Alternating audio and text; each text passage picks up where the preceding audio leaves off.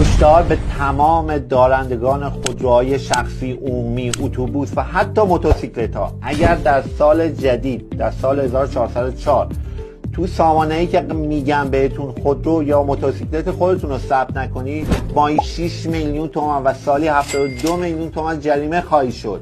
به چه صورت؟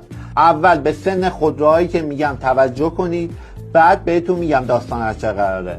خودروهای شخصی بالای 20 سال، خودروهای عمومی مثل تاکسی بالای 12 سال، وانتا بالای 15 سال، مینیبوس بالای 12 سال، اتوبوس بالای 10 سال، ماشین‌های سنگین مثل کمپرسی‌ها، کشنده‌ها، 18 چرخ‌ها بالای 25 سال، موتورسیکلت‌های کاربراتور بالای 6 سال و انژکتور بالای 12 سال.